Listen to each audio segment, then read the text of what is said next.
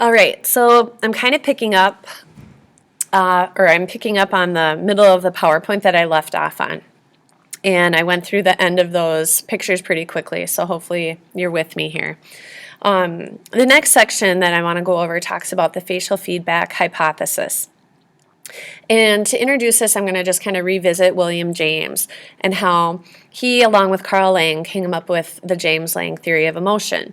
We know that in this theory, he believes that our physiological functions precede our emotional response. It can be a very short delay, but nonetheless that there is a little bit of delay. And at the very bottom here you see this quote. It says, "We feel sorry because we cry, afraid because we tremble." And this was stated by James. He truly believed that, for example, our noticing our hands shaking or trembling precedes our realization of being afraid. Us crying and tears streaming down our face precede our feeling of sadness or being sorry.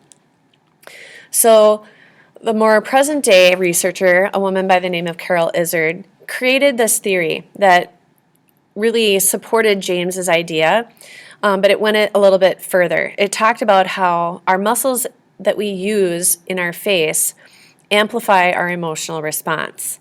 So when you see the woman on the right who was brought into the research lab, she was told that her goal was to have the ends of the golf tees cross over or touch. So on the very far right picture, you can see her trying to use the muscles in her face to get the golf tees to touch and to intersect.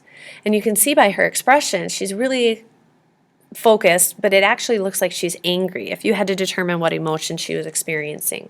Well, what they did then is they had the participants view movies.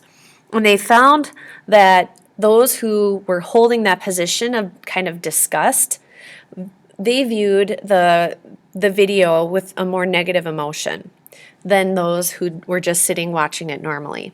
So it was kind of fueling our negative emotion by having the frowned face. That's the facial feedback hypothesis.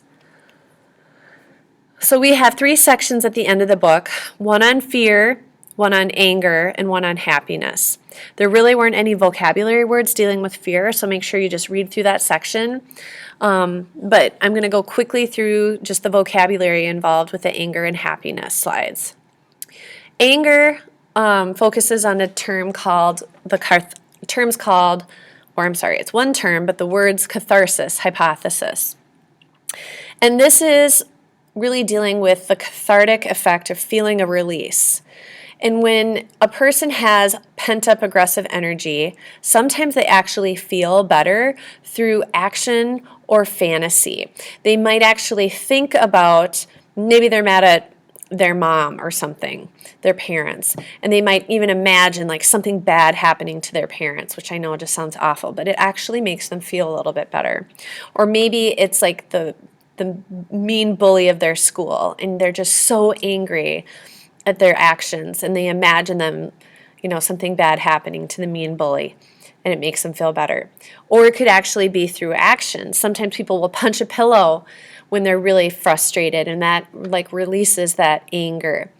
Some people might actually scream, and that might make them feel better. So that's what the catharsis hypothesis is dealing with, that release of aggressive energy.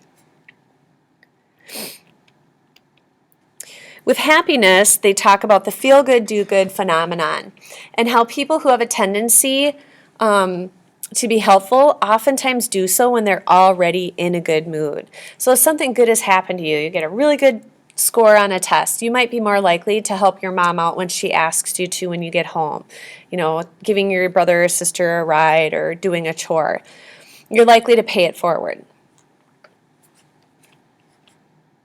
These last 2 terms deal with kind of our emotional ups and downs. Adaptation level phenomenon is our tendency to judge various stimuli relative to those we have previously experienced. So sometimes we might be in a situation where we're really excited about something, we have fun. Let's just say we're going to our friend's house, they have a pool in their backyard, and they have a great time. Then the next time they go on a play date with a friend, they go to a water park that has slides, bells and whistles, awesome concessions, music playing.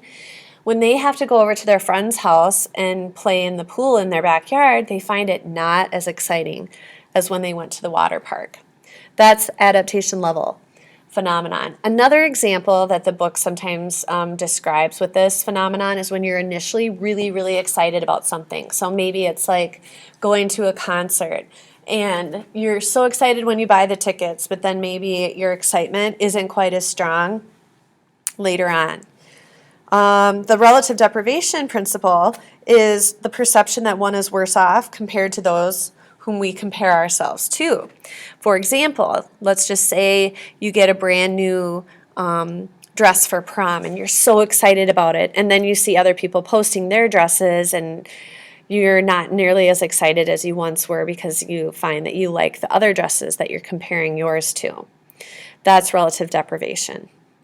So when you look at the test and you get questions on these two, remember, if you're just comparing it to your experiences, it's adaptation level. If you're comparing it to other people, it's relative deprivation.